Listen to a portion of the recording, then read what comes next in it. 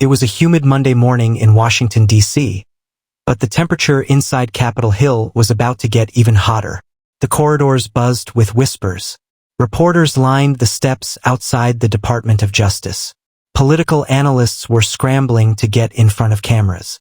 Something big was about to happen.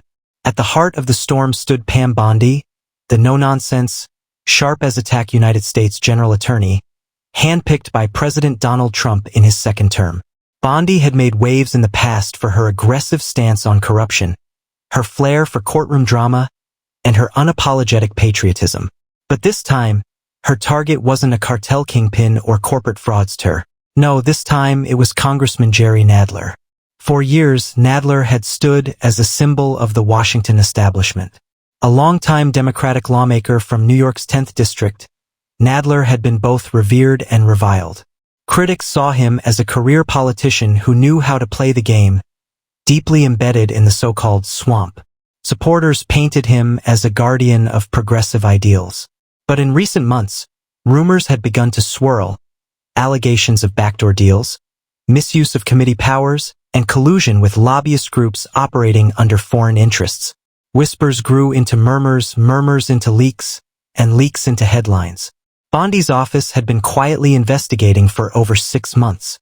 While most assumed she was focused on border issues and high-profile fraud cases, Bondi had been assembling a covert task force that included financial analysts, cybersecurity experts, and former intelligence officials. They traced shell companies, intercepted encrypted communications, and followed the money. What they uncovered was enough to send shockwaves through the Capitol. The morning of the press conference arrived like a thunderclap. At precisely 9 a.m., Pam Bondi stepped up to the podium, the American flag and Department of Justice seal behind her.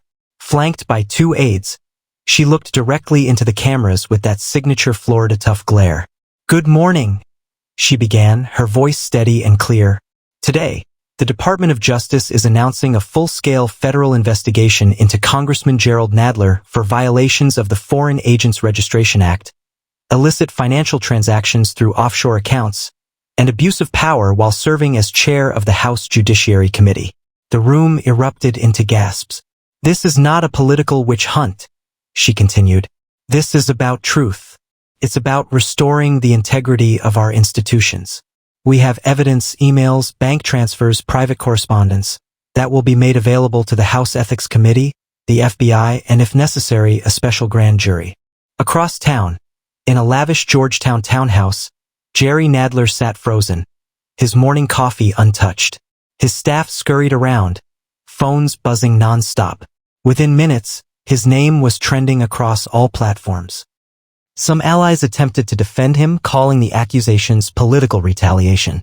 But behind closed doors, many Democrats were panicking. Meanwhile, Bondi didn't flinch. When asked by a CNN reporter if she feared backlash from the left, she smiled. "I didn't come to Washington to win a popularity contest," she said. "I came here to clean house." And clean house she would. What came next would be unlike anything Capitol Hill had seen in decades, a brutal political and legal confrontation filled with bombshell revelations, surprise witnesses, and a courtroom face-off that would grip the entire nation. Within 24 hours of the explosive press conference, the political landscape in D.C. was in chaos. News outlets went into overdrive. Cable news anchors were calling it the most aggressive legal action against a sitting congressman in a generation. The DOJ's announcement had left lawmakers on both sides of the aisle reeling. But Pam Bondi wasn't done.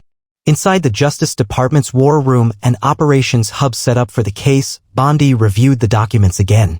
Her team had been meticulous. Every I was dotted, every T crossed. The evidence wasn't just damning, it was airtight. First came the offshore accounts. Investigators had discovered a complex web of shell companies registered in the Cayman Islands, Panama, and the Isle of Man. These entities were traced back to Nadler through a former legal assistant turned whistleblower named Mark Harlan, who had worked under Nadler's campaign legal team in 2020. Harlan had approached Bondi's office discreetly after he grew concerned about financial discrepancies and red flag wire transfers. He provided emails, recordings, and most importantly, a ledger with Nadler's initials and handwritten notes detailing alleged kickbacks from a lobbying group known as People's Horizon, a nonprofit claiming to advocate for environmental justice. In reality, the organization had been receiving large donations from Chinese energy firms that were under federal scrutiny for espionage. The money trail didn't lie. Next came the abuse of power. Internal committee memos revealed that Nadler had allegedly used his position as chairman of the Judiciary Committee to stall investigations into companies and political allies who were later discovered to be donors or contributors to his campaign. One case involved a tech company under investigation for data privacy violations. The probe mysteriously vanished after a meeting between Nadler and the firm's CEO, followed by a $250,000 consulting fee routed to Nadler's legal trust. Then came the surveillance tapes. Security footage from a private DC members-only club showed Nadler meeting repeatedly with high-ranking foreign nationals, including one Russian-born investor with ties to the Kremlin. These meetings, according to Bondi's team, violated both the Logan Act and the Foreign Agents Registration Act, FARA. Since Nadler failed to disclose any of these contacts or file the appropriate paperwork, Bondi's second press conference was more intense than the first. She unveiled part of the evidence: live photos, transcripts, and wire transaction summaries displayed on digital screens behind her. Her voice was calm, but the words hit like a freight train. "The American people deserve transparency," she said. "What we're dealing with is not just a violation of trust. This is systemic corruption that undermines our republic." Reporters were stunned. One shouted, "Are you calling this treason?" Bondi didn't miss a beat. "We are reviewing all federal statutes applicable. Nothing is off the table." As the press conference ended, a CNN legal analyst whispered to a colleague, "This isn't just a takedown. It's a political earthquake." Meanwhile, Nadler was in full damage control mode. He issued a defiant video message from his congressional office. "These are baseless, politically motivated attacks," he said. "I have served this country with honor for over 3 decades. I will not be intimidated by Donald Trump or his appointees." But as the press dug deeper, cracks in his defense began to show. Former aides began resigning. Donors began distancing themselves. Even some House Democrats began privately saying Nadler should consider stepping down to avoid embarrassment. Inside the Oval Office, President Trump leaned back in his chair, watching Bondi on Fox News. A grin spread across his face. "She's the real deal," he said to Chief of Staff Kash Patel. "The swamp doesn't stand a chance."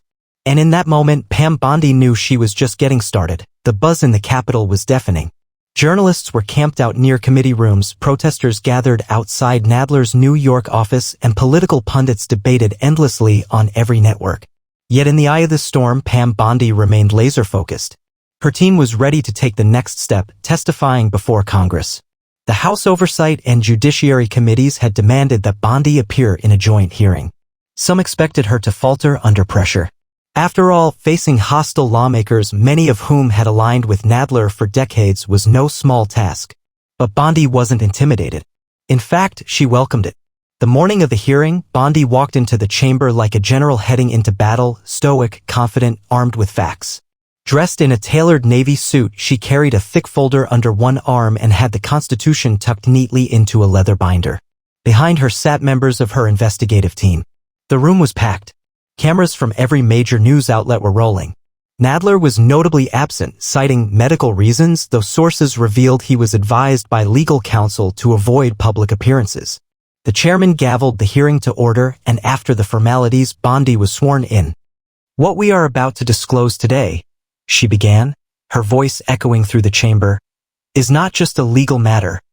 It is a matter of national security, ethical accountability, and the soul of our democratic institutions."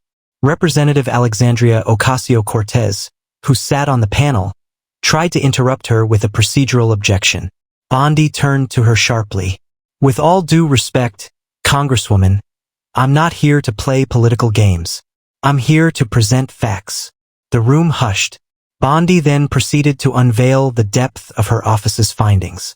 She produced an organizational chart detailing the flow of illicit funds, starting from foreign corporate donations to People's Horizon, funneled through dummy charities, and ending in PACs and trusts associated with Nadler's office. She introduced redacted emails where Nadler's aides discussed securing offshore routes for discrete reimbursements. Congressman Jim Jordan leaned into the mic. "So what you're saying is, Congressman Nadler abused his position to facilitate foreign influence in U.S. policymaking?" "That's exactly what I'm saying," Bondi replied. "And we have the paper trail to prove it." The tension rose.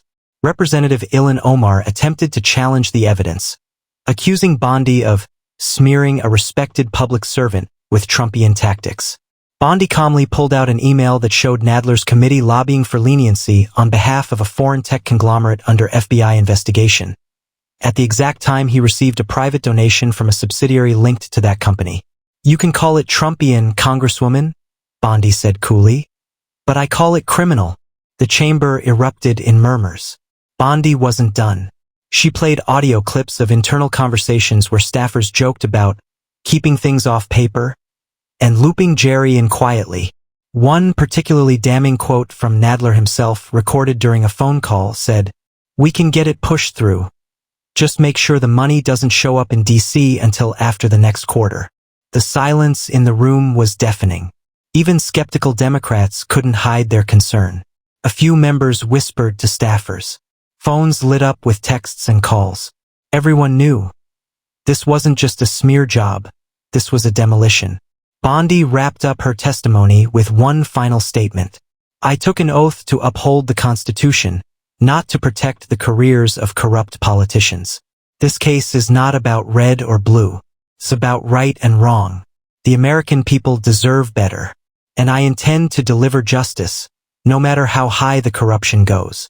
She stood, gathered her papers, and walked out to a standing ovation from Republicans, and stunned silence from the rest. Outside, chants of "Bondi, Bondi," echoed from gathered supporters, many of whom had followed her work since her days as Florida Attorney General. Fox News aired the full hearing live, while CNN was forced to air segments after viewer demand surged. Inside the White House, Trump watched the hearing replay and laughed. "She just flipped the table over," he said to Melania. Back at DOJ headquarters, Bondi received a simple text from Kash Patel. "Swamps shaking. Keep going." In the wake of Pam Bondi's congressional testimony, the legal and political landscapes began shifting rapidly. The reaction was fierce and divided. Praise and panic, celebration and condemnation. Bondi, however, was already a few moves ahead.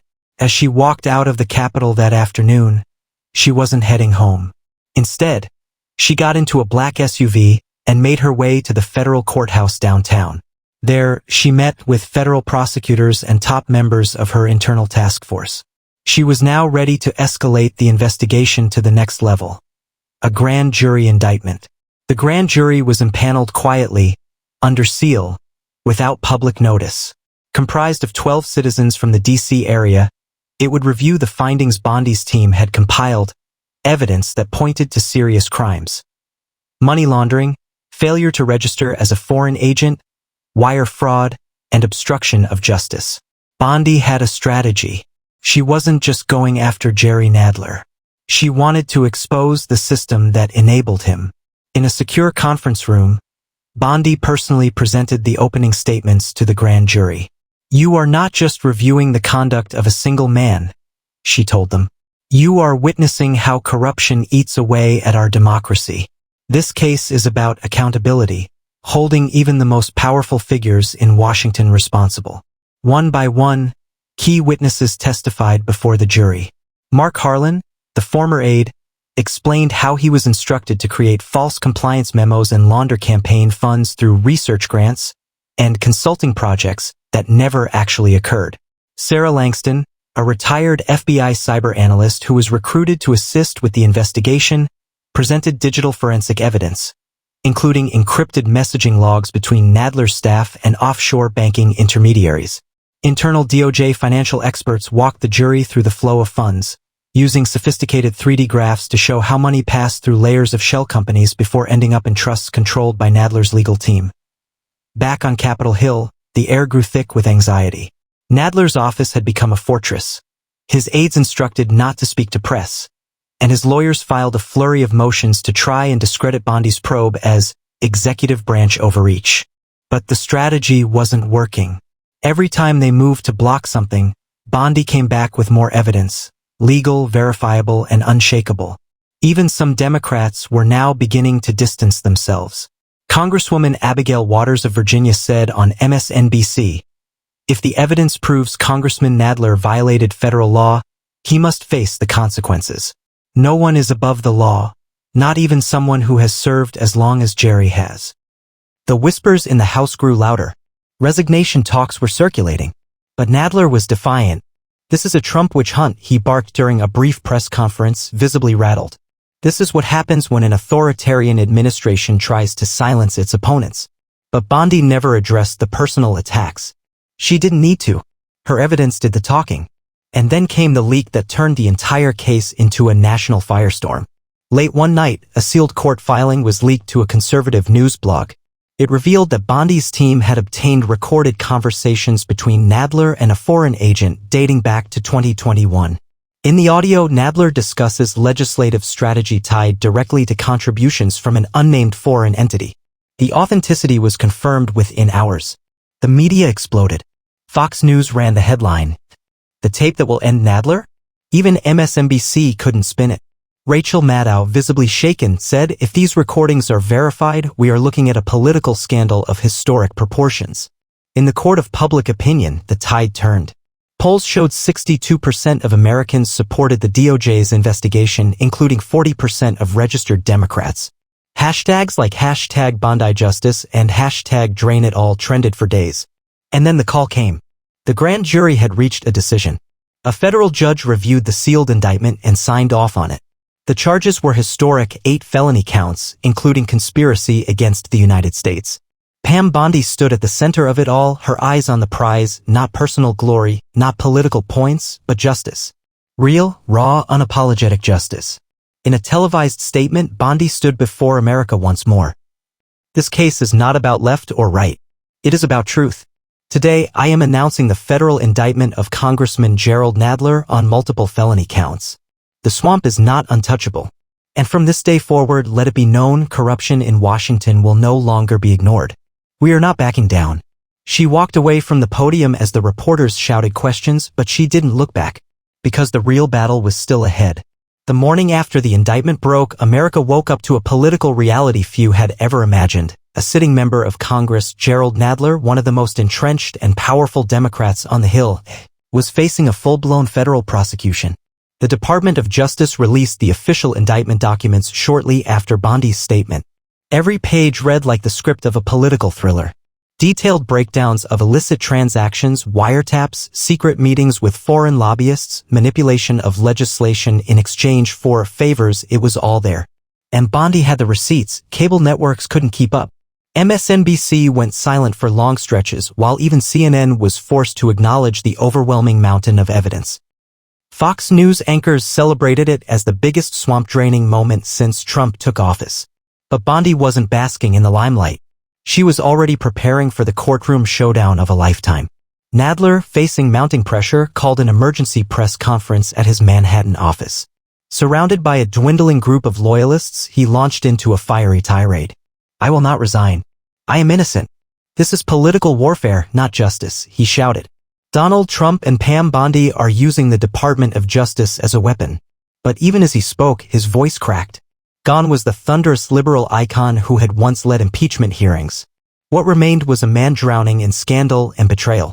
He ended the press conference abruptly, storming off stage, refusing to answer a single question. The White House, meanwhile, was jubilant. In a televised address, President Trump, standing alongside Pam Bondi, praised her work in what he called one of the most patriotic displays of courage in American history. Pam Bondi didn't just fight corruption, she crushed it. "This is what happens when you elect people who actually love this country," Trump said, pounding the podium. The final blow came days later when Nadler's chief of staff turned state's witness, agreeing to cooperate with federal prosecutors in exchange for immunity. His testimony tied Nadler to a covert pay-for-play operation going back over a decade, involving dozens of bills, several foreign entities, and millions of dollars in illegal funds. Pam Bondi's case was now bulletproof. The trial began in Washington, D.C., under the watchful eyes of both the public and the political world. Bondi, serving as lead prosecutor, stood before the jury and opened with a line that instantly became iconic. "This courtroom is not just a venue. It is the last stand between the truth and the machine of corruption. You are not just jurors today, you are guardians of the American people." Her methodical breakdown of the case was clinical yet devastating. She used multimedia presentations to map out every link in Nadler's operation. She called over 24 witnesses, including former donors, foreign policy advisors, IRS investigators, and even a retired CIA analyst who had flagged Nadler's dealings with foreign agents as early as 2019. Nadler's defense crumbled. His attorneys tried to paint Bondi as a political puppet, but the facts were too overwhelming and the witnesses too credible. After a 6-week trial, the jury deliberated for just 2 days. The verdict, guilty on all counts. America was stunned. Outside the courthouse, reporters scrambled to capture Bondi's reaction. Standing beneath the towering marble columns, she delivered her closing message. This was never about politics. This was about restoring the rule of law. Jerry Nadler broke the trust of the people. And today, the people got justice. Let this serve as a warning to anyone in Washington who thinks they're untouchable. Your time is up. Cheers erupted. Chants of Pam. Pam. Pam filled the air. The sentencing would come weeks later. Nadler was sentenced to 25 years in federal prison, effectively ending his political career and becoming the highest-ranking elected official ever convicted under federal corruption statutes. But beyond that courtroom, a wave began to sweep through Washington. Within a month, several other lawmakers quietly resigned or announced they wouldn't seek re-election. Whistleblowers came forward. Investigations were launched. Bondi had sparked a movement and the swamp was finally draining. For Pam Bondi, it was never personal. It was about the oath she swore, the Constitution she carried in her leather binder, and the belief that no one, not even Jerry Nadler, was above the law.